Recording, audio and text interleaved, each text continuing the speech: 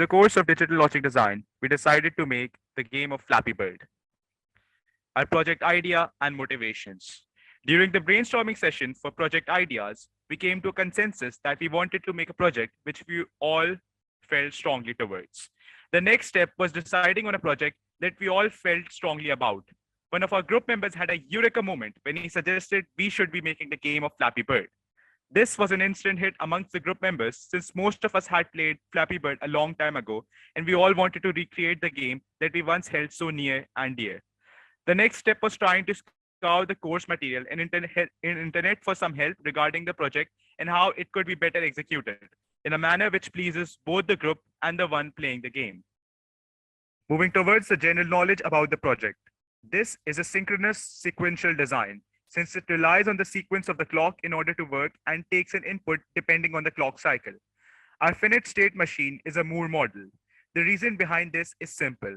The next state of our game relies on the input and the current state. We are using a combination of OR and AND gates for both the next state logic and output logic in our finite state machine. The key feature of our design is that it includes two flip-flops. Flappy Bird was coded on Verilog and implemented on a Basis 3 board. The result of the coding and implementation was seen in the video at the start. I'll hand it over to Shahid Mahmood now. Hello. So this is the state diagram of our FSM. So basically there are four states: start, up, down, and reset. And there are three inputs. All of them with different inputs lead to a different state. So we have our inputs X, which is a reset button, S, which indicates a downward motion for the bird, and then W for the indication of an upward motion for the bird.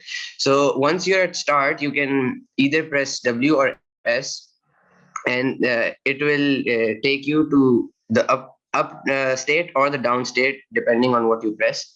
Okay, so this is the system overview, and we have our input sensor where the PS2 scan codes from the keyboard are received into the basis board.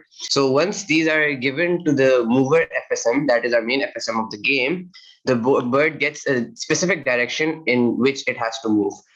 Okay, so this is basically the block diagram of our game.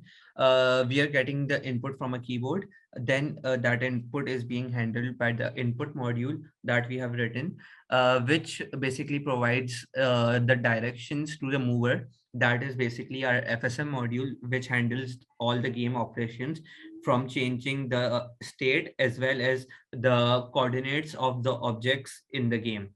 So the mover basically has two outputs. Not exactly outputs, but two exports which it has. First, it sends the coordinates of the objects to the pixel gen module, which basically generates the draws the pixels on the screen on the VGA output. And the other export from mover is basically the score module, which tells the score module when to start the score on the 7-segment display and when to reset it. So basically, this is the block diagram. Let's move on.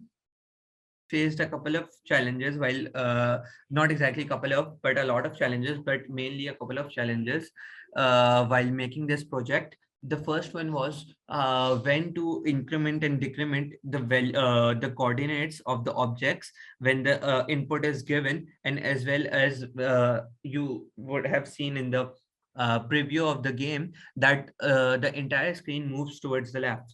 So when exactly do we have to move it towards the left? At which transition? So basically the VGA clock is 25 megahertz, which is really fast.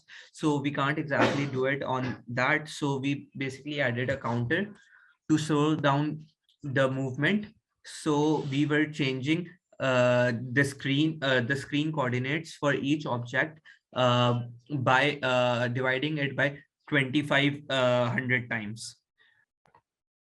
Okay, so basically this is it. Thank you for watching.